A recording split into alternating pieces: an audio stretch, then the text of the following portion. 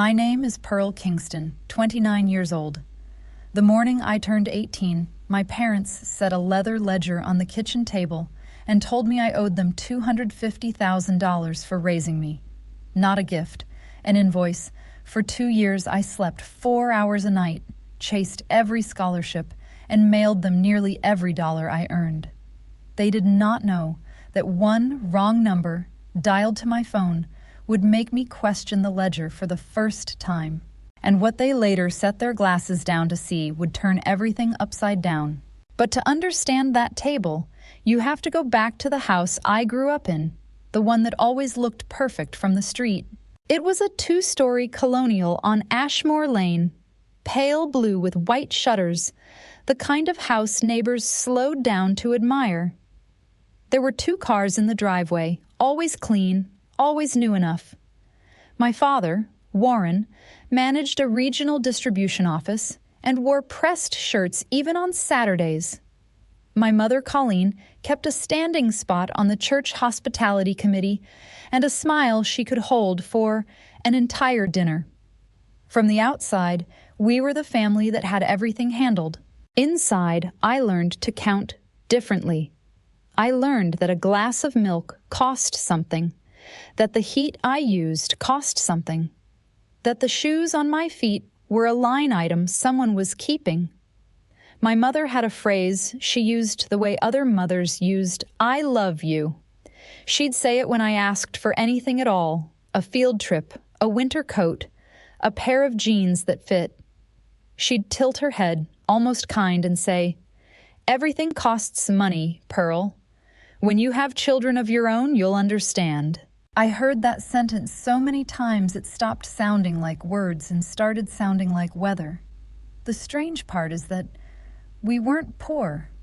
I want to be precise about that because it took me years to understand it myself. There was money. There were the cars, the church luncheons my mother hosted, the good cuts of meat when guests came over. The money existed. It just never existed for me. I was the one place in that house where the spending stopped. I started working at 15, bagging groceries after school and picking up weekend shifts at a diner 2 towns over. I was proud of it at first.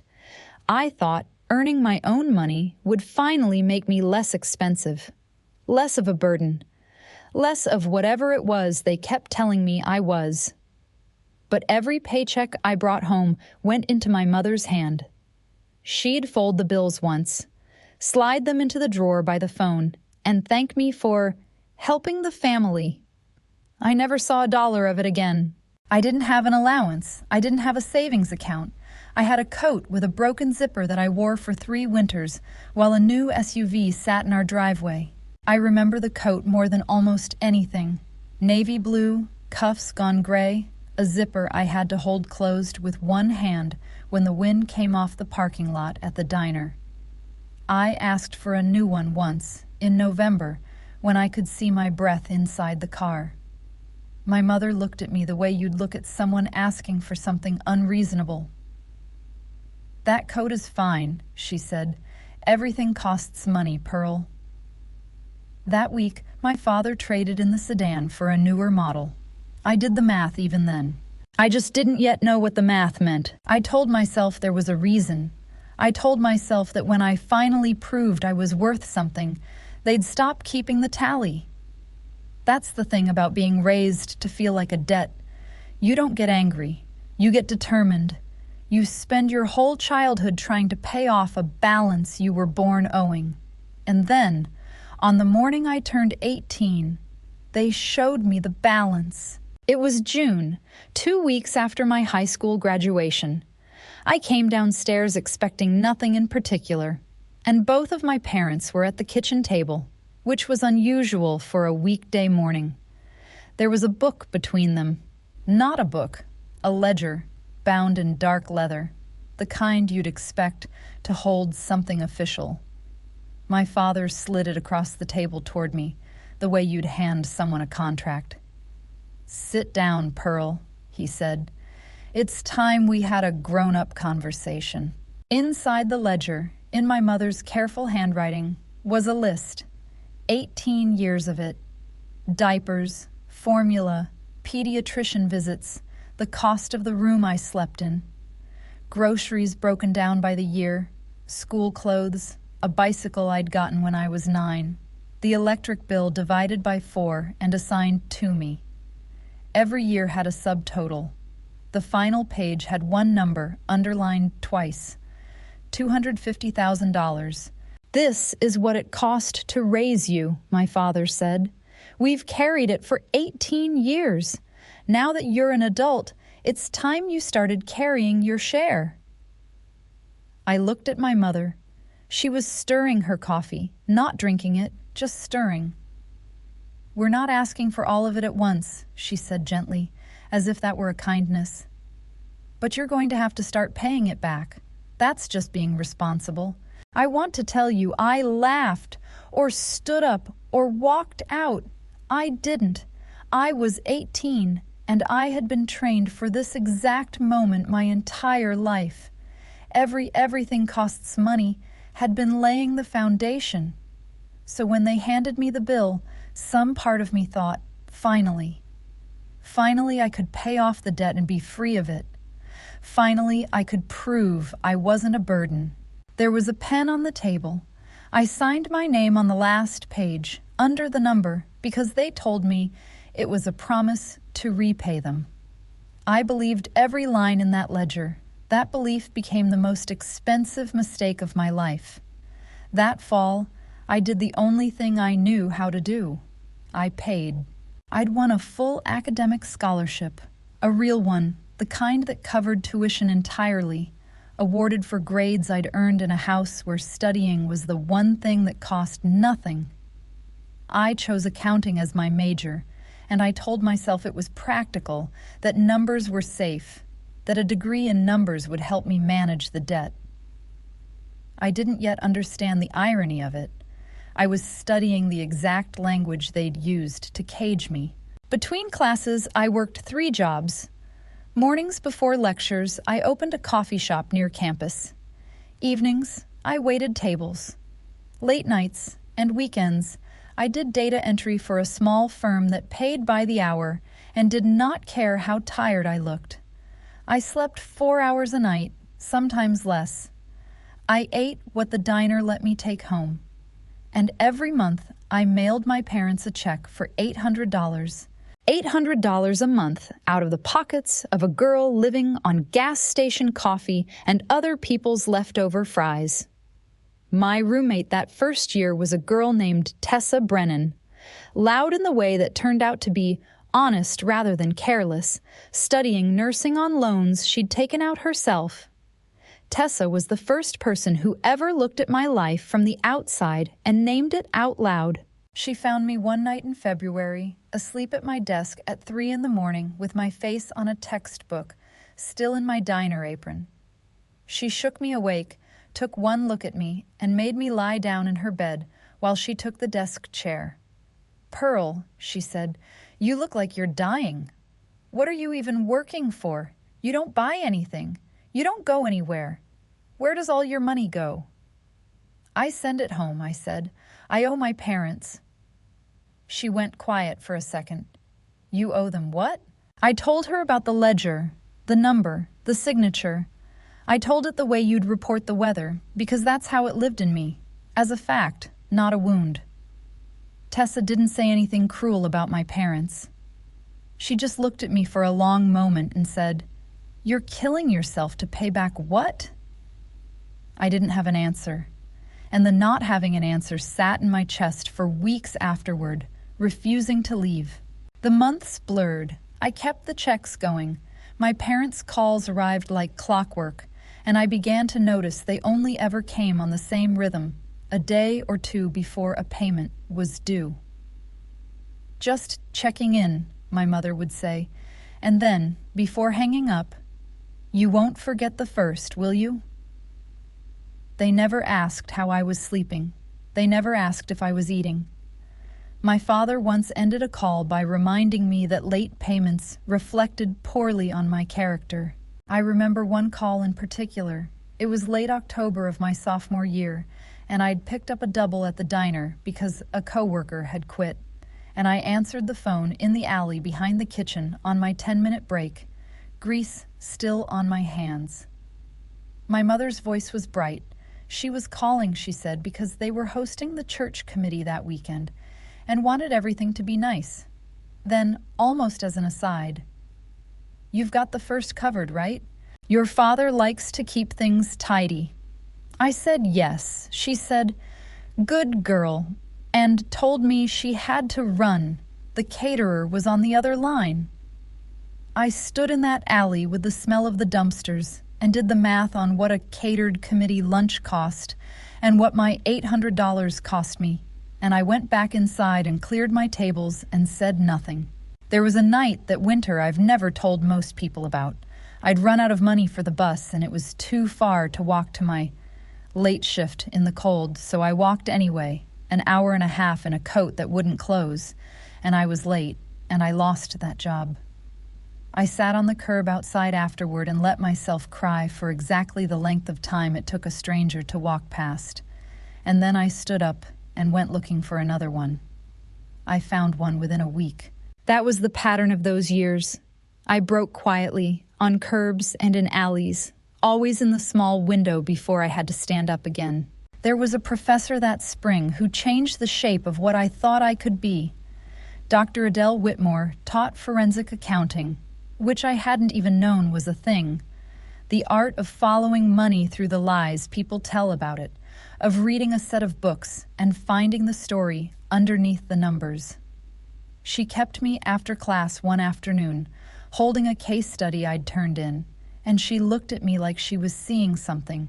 "You have an unusual instinct for this," she said. "Most students see numbers. You saw where the money was hiding. That's not something I can teach. That's worth real money someday, Pearl. Don't waste it."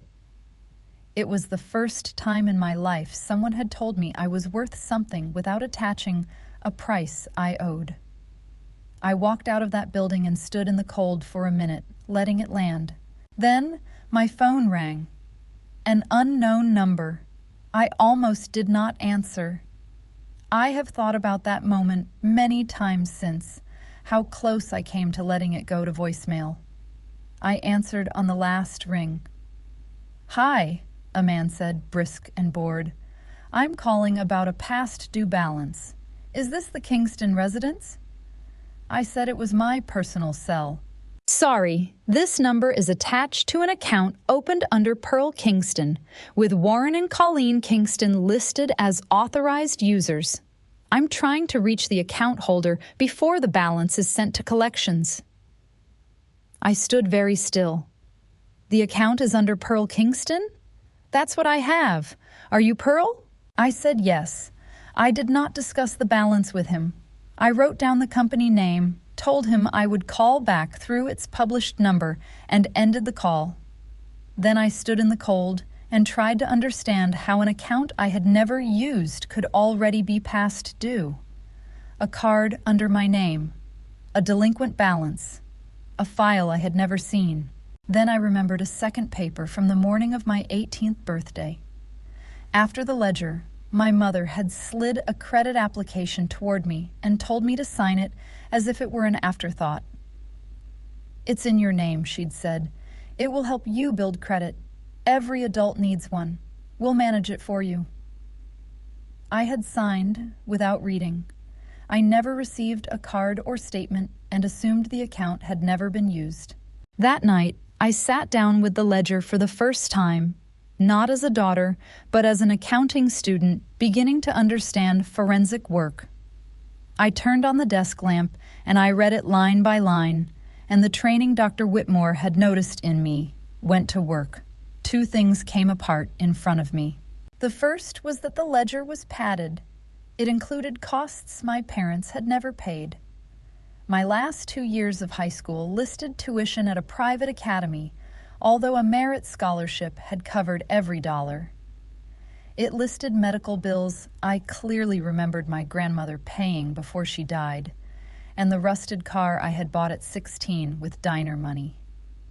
Line after line, they had billed me for expenses covered by other people, including me, then recorded those amounts as proof of their own generosity. That alone would have been enough to make me sick. The second thing was worse, although I could not yet prove it. I listed every payment I had sent home, $800 a month for nearly 2 years. If the money was reducing a real debt, the balance should have changed, but my parents had never shown me an updated total or explained how any payment had been applied. So I did what Dr. Whitmore had taught me. I stopped treating their explanation as fact and studied the pattern. The amount, timing, and regularity looked less like repayment for raising a child and more like fixed monthly debt service. The collection call and the hidden credit account pointed in the same direction. I still did not know what debt existed, who legally owed it, or where each dollar had gone. But I knew the ledger was not an honest account of my childhood. I was not paying back my childhood. I was helping service a debt they had hidden from me. I didn't cry that night. I remember being surprised that I didn't. What I felt instead was a kind of cold clarity, like a fever finally breaking. The ledger was not an honest reckoning of what I had cost. It looked more like a life raft.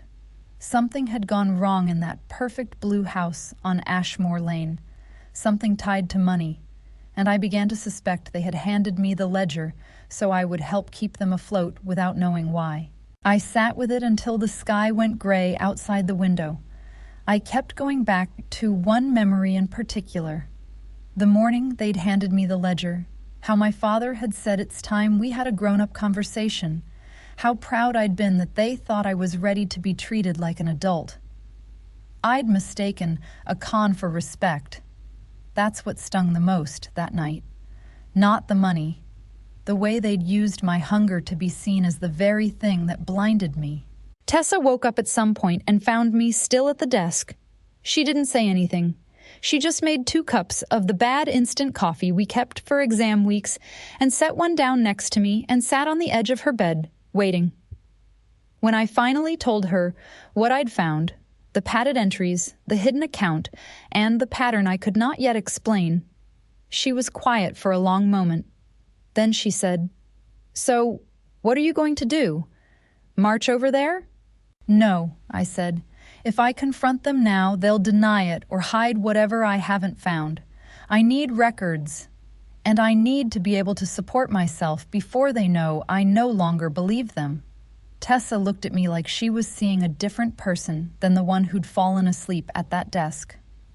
"Okay," she said. "Then we get you ready. I didn't call them. I didn't confront them. I want to be honest about who I was at 19, frightened and still hoping somewhere underneath that I was wrong. But I stopped being naive that night." The next morning, I called the issuer through its published number, verified the account, blocked any new charges, and requested every statement they could provide. I started keeping records of my own. Every statement, payment, and dated message I saved. I photographed every page of the ledger before it could leave my hands, and for a few more months, I kept sending the checks. That was the hardest part to explain later. If I stopped immediately, they would know something had changed before I had separated my finances and secured the records. So I stayed quiet until I had documented 24 payments, moved everything I controlled beyond their reach, and finished the school year. Then I stopped. By that point, I had sent $19,200, and I never sent another payment. The quiet ones, I learned, are the ones who keep the receipts. That spring, I gave Tessa a copy of everything on a small USB drive. "Keep this somewhere my parents cannot reach," I told her. She took it without asking for another explanation, which was the kind of friend she was, and stored it in a shoebox in her closet. Neither of us needed to mention it again for years. It was simply a backup of the record I was building. It was around then that I got my first real client. Not a job, A client, a man named Hank Doyle, who owned a hardware store near campus and whose books, he admitted, were a shoebox and a prayer. A professor had passed my name along. Hank couldn't afford much, $300 a month to keep his ledgers straight and his taxes clean. But he paid it himself, on time, and he shook my hand like the work mattered. The first time I sat down with Hank's shoebox, it took me 9 hours to make sense of 2 years of receipts crammed in with rubber bands and grocery lists. I found $400 he'd been overpaying a supplier every month without noticing, and when I showed him, he stared at the page and then took off his cap and rubbed his head and said, "Well, I'll be damned. You just found me a paycheck." He told the next 3 business owners who came into his store about the young woman who'd read his books like a detective. That's how it works when you're building from nothing.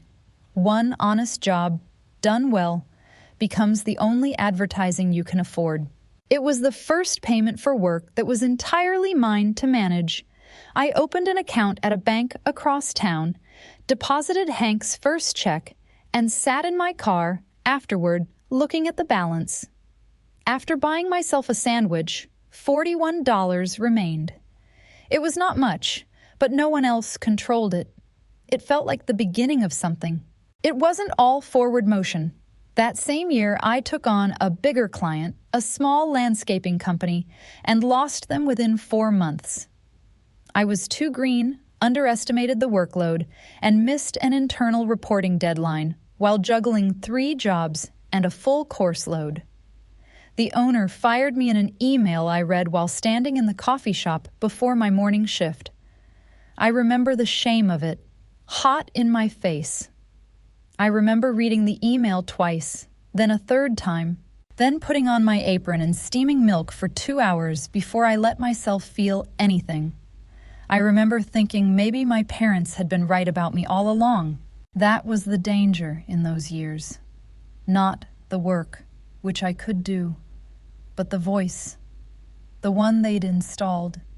Every setback sounded in my own head like proof of the number underlined twice.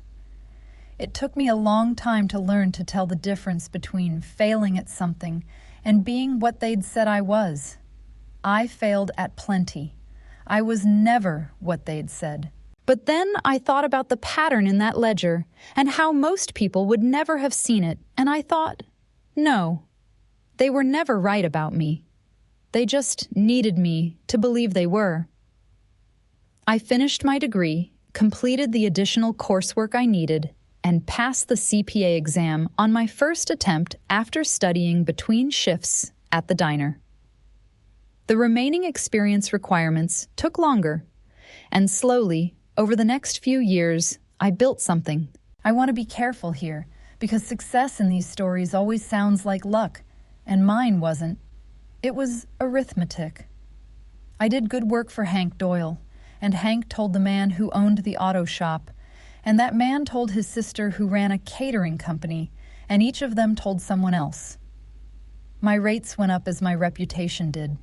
By the time I was 24, I'd stopped doing simple bookkeeping and moved into the thing Dr. Whitmore had seen in me from the start, forensic accounting, finding the money people hide, reading the story under the numbers. There was one case that changed everything. A mid-sized company, a family-owned parts distributor, of all things, suspected a bookkeeper of skimming, and their regular firm had gone through the books twice and found nothing wrong. The owner was ready to drop it, to decide he'd imagined the shortfall. His attorney suggested a second set of eyes, and my name came up. They gave me a conference room and 3 years of records and low expectations. For the first week, I found nothing either, and I understood why the first firm had quit. On paper, everything balanced. But balanced books are exactly what a careful thief builds. So, I stopped reading the numbers as numbers and started reading them as a story, the way Dr. Whitmore had taught me, the way I'd once read a ledger on a cold night. And the story had a character in it who didn't make sense, a supplier that got paid like clockwork but never seemed to deliver anything you could point to. It was a shell, a vendor that existed only on paper, invoicing small, forgettable amounts, month after patient month, for years. Whoever built it had been smart. Nothing big enough to trip an alarm, just a slow bleed disguised as an ordinary cost of doing business. I pulled the thread, and it unraveled into a chain of fake accounts. I documented a little over $200,000 in losses, enough for the company's attorney and insurer to begin recovering the money. I sat across from the owner while he read my report, and I watched a man realize he hadn't been paranoid. He'd been robbed by someone he trusted, quietly, for years. I knew that exact expression. I'd worn it myself at a desk at 19. The trade publication that covered the case mentioned me by name and called me, in print, someone who finds the money other people are trained not to see. That article brought work I had not chased, but the firm had already been growing before it appeared. By early 2025, after several years of hiring carefully, there were 6 of us in a small office with my name on the door. Kingston Forensic Accounting. We weren't rich, but I owned it. Every desk, every client, every dollar that came through the door was mine. Earned in the open, taken from no one. The firm was profitable, my income was stable, and for the first time I had more financial security than either of my parents had ever allowed me to imagine. I never told them what I earned. I did not need to. A few weeks after the article ran in early 2025, my phone lit up with a text from my mother, the first warm message I had received from her in longer than I could remember. The article had named my firm and mentioned that it was growing, which was apparently enough to make my parents imagine what I might now be earning. "Sweetheart, it's been too long. We miss you. Come home for Thanksgiving this year. We're so proud of you." Proud of me. I read it 3 times. I suspected what it was. I had spent my whole childhood learning the rhythm of my parents' calls. Warmth arrived shortly before they needed something. This felt like the same rhythm dressed in softer language. They had seen evidence that their daughter was financially secure, and I doubted their sudden pride had appeared without a reason. I didn't answer right away. I sat with the phone in my hand, and I felt the old pull. The part of me that was still 19, still hoping, still wanting the proud of you to be real. And underneath it, colder and clearer, the part of me that had read the ledger. Whatever had gone wrong in that blue house, it hadn't gotten better in the years I'd been gone. It had gotten worse. And now they were coming back for the daughter they'd built to bail them out. I decided to find out whether there was a financial crisis behind the message before I answered. I started with records anyone could legally access: property filings, recorded liens, business registrations, and court entries connected to my parents' names. It did not take long to find the outline of what had happened. My father had never been careful about the paper trail he left in public. The records showed that, beginning a few years before they handed me the ledger, my parents had invested heavily in a franchise that later failed. I could not know every conversation behind that decision, but I knew my father well enough to recognize the appeal. A business that promised the kind of wealth he wanted other people to believe we already had. They invested beyond what they could safely lose, and when the business weakened, they kept borrowing to preserve both it and the life built around it. The public filings showed repeated refinancing and recorded liens against the house. The statements from the account under my name showed another source of borrowed money, opened when I was 18 and used by my parents. I could see the structure now, even if I still could not see every private transaction inside it. The debt I had unknowingly helped service as a teenager had not disappeared. It had grown through interest, refinancing, and new borrowing. My $800 a month had not solved it, but for 2 years those payments had helped my parents meet obligations that were never mine. They had treated their daughter as another source of cash inside a structure already failing under its own weight. The public records showed multiple liens against the house. Soon afterward, when my parents began asking directly for help, they forwarded notices placing the remaining obligations at roughly $216,000 and warning that the house was at risk if they could not reach a resolution before the end of the year. The blue Colonial that had cost me a winter coat and 18 years of feeling like a burden was finally being claimed by the debt used to preserve it. None of it was my doing. I had not caused or sabotaged their collapse. They had built it themselves through failed investments, repeated borrowing, and years of choosing appearance over solvency. Then, they had tried to use me to fill part of the hole. The crisis arriving now was the accumulated shape of their own decisions. The warm phone calls kept coming, and they became less subtle by the week. My mother began using family the way she once used money, as weight and obligation. My father called and, within 5 minutes, reminded me that family takes care of family and that I still had a responsibility to them. He said creditors wanted an answer before the end of the year, then emailed me the notices and invoked the ledger as if the number I had signed under at 18 were still a living debt. That was the moment I stopped hoping. Anger was not the strongest feeling anymore. What remained was finality. They had not changed. They had simply run out of other options. So I went to see a lawyer. Her name was Meredith Vance.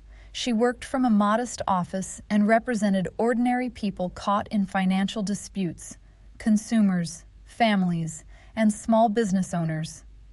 I brought her everything I had: photographs of the ledger, records of every payment, statements from the account opened under my name, the creditor notices my parents had sent, and the pattern I had documented since college. She listened for a long time. Then she said something that I have never forgotten, because it was so simple, and because I had waited more than a decade to hear it. "Pearl, let me put this plainly. That ledger is not proof of a valid debt, and your signature does not make ordinary childhood expenses something your parents can collect from you. As for the account opened under your name, you have strong grounds to dispute the charges and remove their access. The issuer may require statements, a written fraud declaration, and an investigation, but filing the dispute creates a formal record of how the account was opened and used." I sat there and let that settle. I don't owe them anything. There was never a real obligation, not legally, not any other way. For 11 years, some part of me had still carried that number. A lawyer in a plain office had just told me it had never been mine to carry. "So what do you want to do?" Vance asked me. Vance explained that I could pursue repayment or other claims, but none of it would be automatic, quick, or clean. I understood that legal action was an option. I also understood that I did not want years of litigation to become the next account my life revolved around. I wanted something quieter and more permanent. I wanted them to see it, in front of the only audience that had ever mattered to them. "I want to put the truth where they can't take it back," I told her. "I want it on the record, and I want witnesses." I spent the next weeks building the record as I would any forensic case, not from rage, but from precision. I printed the ledger and annotated every padded line with the supporting document beside it. I organized 24 payments of $800 into a dated schedule totaling $19,200. Vance helped me compare that schedule with the account statements, creditor notices, recorded liens, and franchise filings we had obtained. Her letter explained that the ledger created no enforceable debt and that the credit account dispute was underway. I placed copies of every supporting record on a USB drive. I worked on it at night, after the office emptied, the way I'd once studied in the back of the diner. There was a discipline to it that steadied me. Every time the old grief rose up, and it did, some nights, sharp and sudden, I put it back into the work. I was not building a weapon to destroy them. I kept reminding myself that I was building a record. The distinction mattered. A weapon depends on who swings it. A record remains true whether the people named in it accept it or not. I called Tessa and asked her to bring the old drive out of her closet, the one she'd kept for years without a single question, so there'd be a backup nothing could touch. She met me for coffee, slid the old drive across the table, and studied me for a moment. "You kept this for 9 years." I said, I wasn't waiting 9 years to confront them. I was building a life they could no longer threaten and keeping the record until I needed it. She reached across and squeezed my hand. "Whatever happens Thursday," she said, "you already won the part that matters. You stopped believing them." I've thought about that a lot since. She was right. The number had lost its power over me long before I ever set it on that table. And then my parents forced my hand, the way they always did, by not being able to wait. They did not wait for Thanksgiving. One afternoon in November, without warning, they arrived at my office. I looked up to find my father in the doorway in one of his pressed shirts, my mother just behind him, both of them taking in the name on the wall, the employees at their desks, and the evidence that their daughter had built something real without them. "We need to talk," my father said, "about the debt." I asked my 2 employees to give us the room. My mother walked slowly along the wall as if she were at a gallery, reading the framed article, touching the edge of a desk. "Look at all this," she said, and there was something in her voice I couldn't quite name. Not pride exactly, appraisal. She was pricing the room. I watched her do it and understood that she wasn't seeing her daughter's life. She was seeing an asset that had matured. What followed was the closest thing we'd had to an honest conversation in 11 years, and it was still built entirely of lies. My father laid it out the way he must have rehearsed it. He sat down across from me without being asked, folded his hands, and used the calm, reasonable voice he saved for occasions when he was certain he was right. The house was in danger. They were family. After everything they'd done for me, the roof, the food, the 18 years, surely I wasn't going to turn my back on my own parents now. Surely I understood I still had an obligation. "We're not asking for a handout," he said. "We're asking you to help carry a debt. You, of all people, should understand debts." He almost smiled when he said it, pleased with the symmetry, as if he'd forgotten which debt he was talking about, or as if he'd never really believed it was fictional in the first place. "We gave you everything," my mother said, and her voice caught, and I couldn't tell if the emotion was real or another tool. "And now, when we need you, you'd let us lose our home?" I didn't argue. I'd learned a long time ago that arguing with them was like arguing with the weather. Instead, I let the silence sit, and I let them keep talking. Because people who think they're winning always say more than they should. And my father, digging in, said the thing I had waited 11 years to hear him admit. "That account we set up for you was for the family too. Everything we did was for this family. You've always been part of that. The account was for the family." He had confirmed in his own words that they had used an account opened under my name for their own finances. It was not legal proof of every transaction, and I would not treat it as such. But it confirmed the purpose already indicated by the statements and records in Vance's file. I told them I'd think about it, and I'd give them an answer at Thanksgiving. My mother's face relaxed with relief. She thought she'd won. My father clapped me on the shoulder on the way out, the first time he'd touched me with anything like warmth in years, and told me I was a good daughter after all. They had no idea what Warren had just added to the record. It was not the whole case, but it was the final confirmation I had wanted from him. There was a deadline attached to all of it. The notices demanded a resolution before the end of the year and warned that the house could be lost if nothing changed. My parents were counting on that pressure to squeeze me. What they didn't know was that Thanksgiving had always been theirs, the one day they gathered the extended family, the aunts and uncles and cousins, and performed the perfect life for an audience. They'd asked me to come home to that table so I'd feel the weight of family and cave. I decided to attend exactly the gathering they had chosen. If they intended to use the family as pressure, then the family would also hear the truth behind that pressure. On the night of November 26th, the night before Thanksgiving, I packed my bag in my own apartment, with heat I never rationed, and a closet full of clothes I had bought myself. I laid 3 things on the bed: the leather ledger, the notebook containing all 24 payments, and the USB drive holding copies of the supporting records. On the shelf in my closet hung an old navy coat, cuffs gone gray, the zipper still broken. I'd kept it all these years, and I'd never fully known why. I looked at it for a long moment before I turned off the light. Tomorrow, in the house that had counted the cost of every thread of that coat, I'd finally show them the full accounting. I slept well for once. Years of surviving on 4 hours had not made me stronger. They had only taught me how long a person could function while exhausted. That night, I gave myself 8. The house on Ashmore Lane looked exactly the same.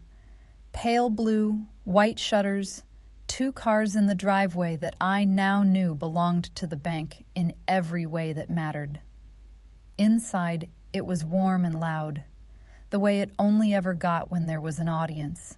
My aunts, my uncles, a scatter of cousins, and Aunt Corinne near the window. She had always been one of the quieter relatives, more likely to watch a room than command it. My mother moved through it all in her hostess smile. My father carved the turkey at the head of the table like a man who had everything handled. They sat me in a place of honor. My mother kept touching my arm and telling the relatives how proud they were, how well I was doing, her voice pitched for the room. My father caught my eye across the table and gave me a small nod, the nod of a man who believes a deal is already closed. He waited until everyone was seated, glasses filled, to make his move. He stood, tapped his glass, and began the way he'd surely planned. He talked about family, about sacrifice, about how, in hard times, a family carries each other, and how proud he was that his daughter had come home to do exactly that. It was a performance aimed at me, delivered in front of everyone, so that saying no would mean saying no to all of them. He raised his glass toward me. "To family," he said, "and to Pearl, who's going to help us through a rough patch, the way family should." The room lifted their glasses. I stood up, and I set 3 things on the table in front of them: the ledger, the notebook, the USB drive. My father's glass stopped halfway to his mouth. My mother's smile froze exactly where it was, held in place over a face that had gone still underneath. Around the table, the relatives slowed, glasses hovering, sensing the change before they understood it. "Before we drink to family," I said, and my voice came out level, quieter than the room, so that everyone had to lean in to hear it. "I think everyone should know what we're actually toasting." I opened the ledger to the last page and turned it so the table could see the number underlined twice. "When I turned 18, I said, my parents handed me this, a bill, $250,000 for the cost of raising me. They told me I owed it, and I believed them. For 2 years I worked 3 jobs, slept 4 hours a night, and sent them $800 a month to pay it down." I could feel the relatives' attention sharpening. could see my Aunt Corinne set her glass down slowly. I studied accounting to manage that debt, I went on. And the thing about learning to read numbers is that eventually you can read your own. I laid my hand flat on the ledger. Some of the largest charges in here were never theirs to pay. They listed tuition covered by my scholarship, medical bills my grandmother paid, and a car I bought myself. This is not an honest record of what they spent on me. It was built to make me feel indebted. My father found his voice. "Pearl, this is not the time." "And then there's where the money went," I said, and I didn't raise my voice, but I didn't stop either. I opened the notebook. These are 24 payments, totaling $19,200. At the time, my parents were already carrying touche debt from a failed business they had never disclosed.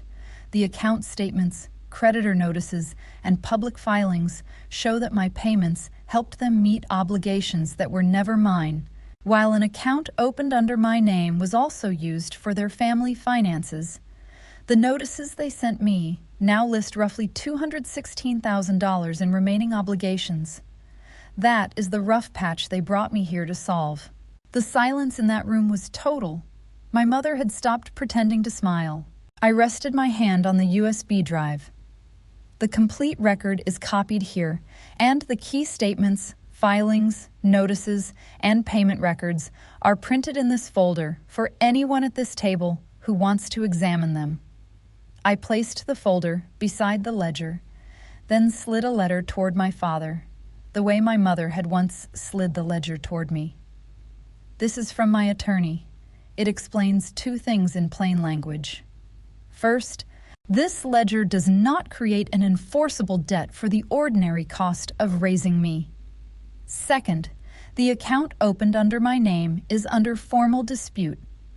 The statements and filings document how it was used, and my parents no longer have access to it.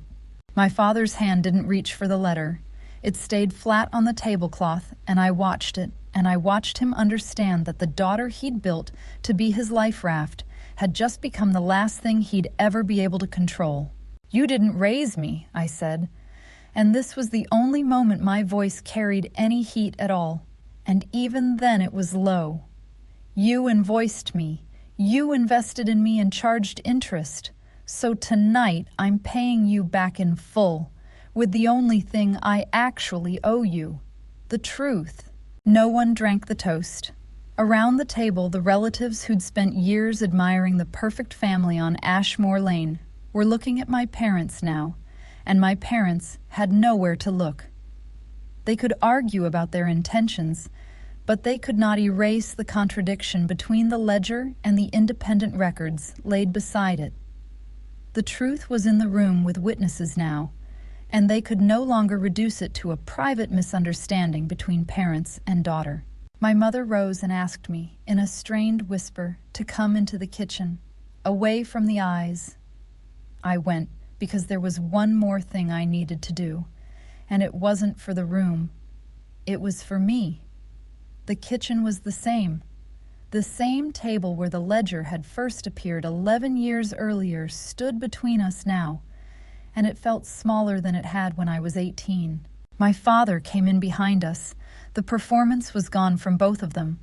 What was left was smaller and uglier, and, for the first time, honest in its desperation. "You've humiliated us," my father said, "in front of the entire family." "You humiliated yourselves," I said. "I just stopped covering for it." My mother tried the old approach, the one that had worked my whole childhood. "Pearl, we made mistakes. Parents make mistakes. Do you really want to see us lose the house, everything we have?" And there it was. Mistakes, plural. As if the whole thing were a single unfortunate stumble. I'd thought a great deal about that word in the years I'd spent quiet. "A mistake is something you do once," I said. "You kept making versions of the same choice throughout my childhood. Deciding I didn't need a winter coat while you bought a new car, that was a choice. Building a fake bill and calling it a debt, That was a plan. Opening an account under my name and using it for your own finances, that was a decision you made and kept making. Don't call a plan a mistake. I know the difference. I studied it. My mother's mouth opened, but nothing came out. It was Aunt Corinne who spoke.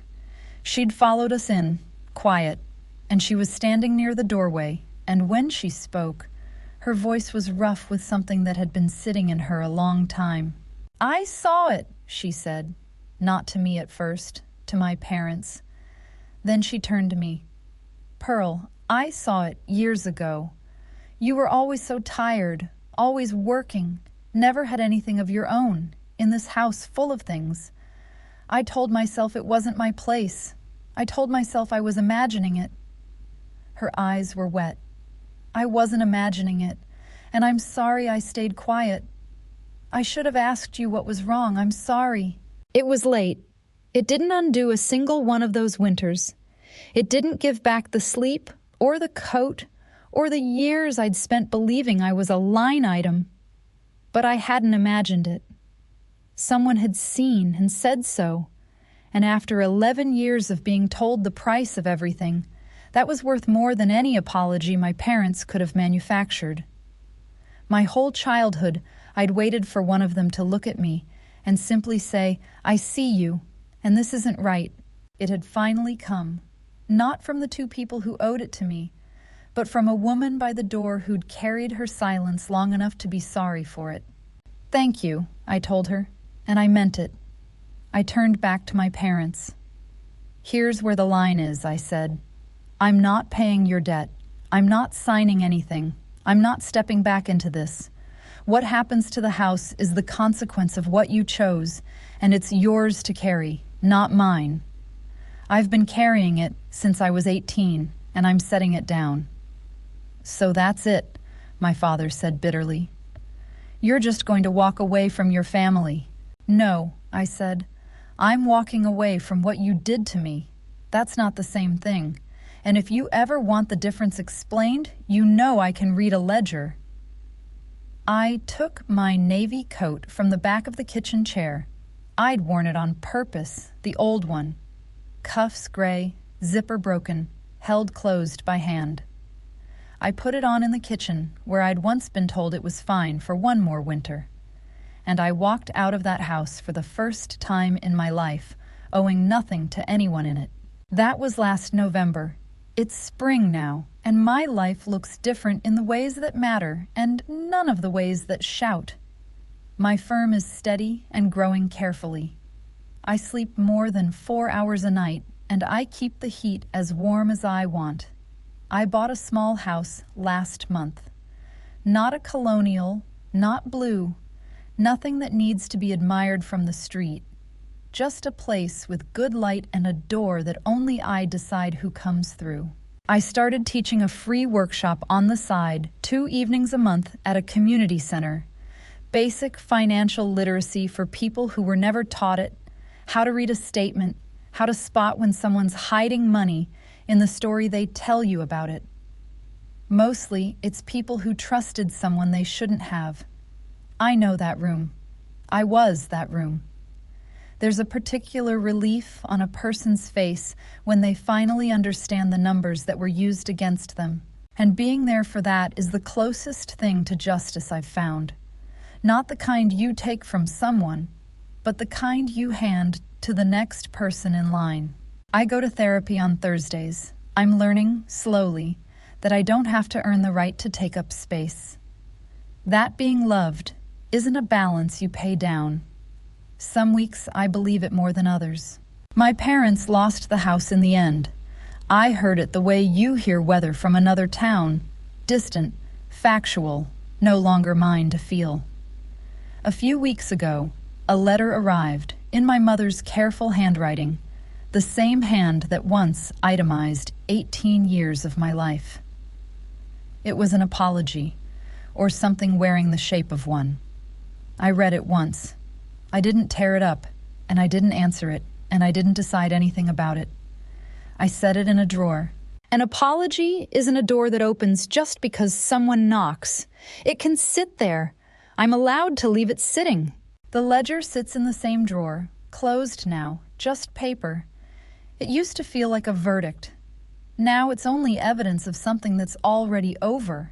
And the navy coat hangs in my closet, between a wool one I bought myself and a raincoat I bought because I liked the color.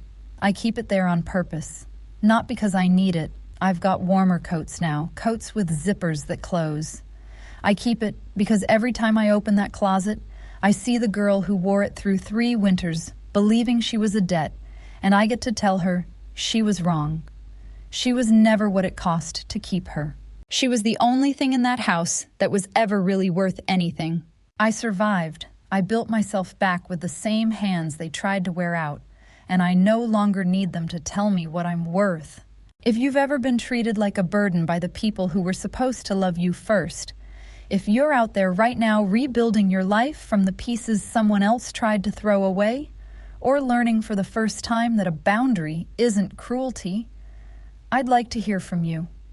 What's the moment you finally set your ledger down? Whatever it was, I hope you know you didn't owe them your whole life to prove you were good. You just had to survive it, and then, quietly, become someone they could never afford to lose.